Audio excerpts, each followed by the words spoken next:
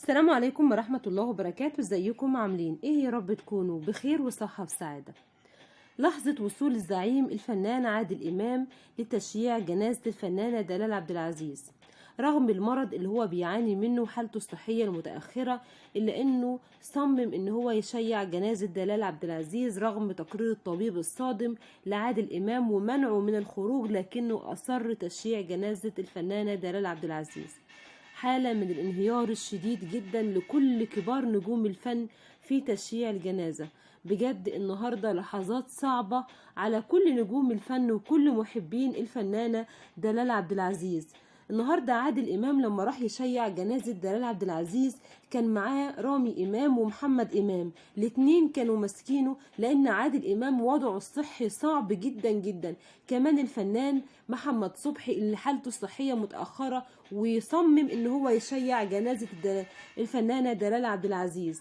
إيمي سمير غانم ودنيا، ولحظات مبكية ولحظات حرجة، لحظات ضعف بعد فقدان الأب والأم.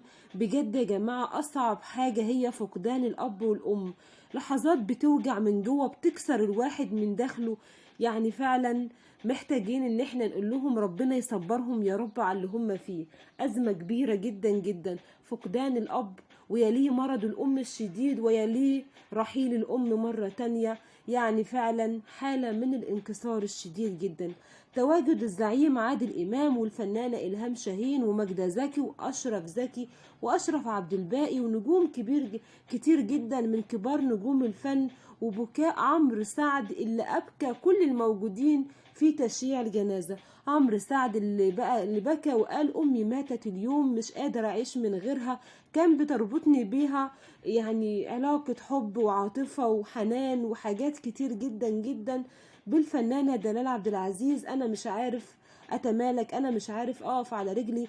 فعلا كلمات كتير قالها النهاردة الفنان عمرو سعد في تشييع الجنازة أبكت كل الموجودين في التشييع الجنازة. دلال عبد العزيز الكل كان بيبكي عليها، الكل بينعيها بكلمات مؤثرة، الكل كان بيتهاتف لتشييع جنازتها ليحمل الجثمان ليلقى النظرة الأخيرة عليه. عارفة ان في ناس هتقول ما في شيوخ وفي عظماء وفي كبار وفي وزراء ورؤساء اتوفوا، محدش قال عليهم الكلام ده. لما تلاقوا دلال عبد العزيز بتتصدر جوجل وترند وبقالها اكتر من 3 شهور والكل بيتكلم عنها، لما تلاقي الكل بيسأل عليها وبتشغل الرأي العام والكل كان عاوز يعرف اخبار حالتها الصحية والكل كان بيدعي لها ليل ونهار، حتى الاطفال الصغار حتى او اخواتنا في دول العرب الشقيقة الكل كان بيتساءل عليها. يبقى الست دي ربنا محبب خلقه فيها وواضع حبها في قلوب الناس، يبقى من حق الكل فعلا يتهاتف على تشييع الجثمان، يبقى من حق الكل ينعيها بكلمات مؤثرة. مش كتير عليها ان احنا نقول الله يرحمها ويغفر ليها ويسكنها في سيح جناته، مش كتير عليها ان واحد زي عادل امام وهو رغم كان داخل العناية المركزة منذ ايام بسيطة يروح يشيع جنازتها، مش كتير عليها ان الفنان محمد صبحي هو بيبكي وينهار يروح يشيع جنازتها، مش كتير عليها ان الفنانة إلهام شاهين قالت النهاردة حسيت ان امي ماتت. عمر ما حد بيقول على حد ان هو زي امه الا ما يكون يعني يستاهل الكلام ده.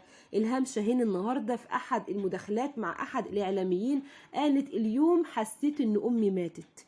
الكل كان بيعتبر ان دلال عبد العزيز دي يعني اخته وصديقته. يا جماعة ادعوا لها بالرحمة والمغفرة وصبر دنيا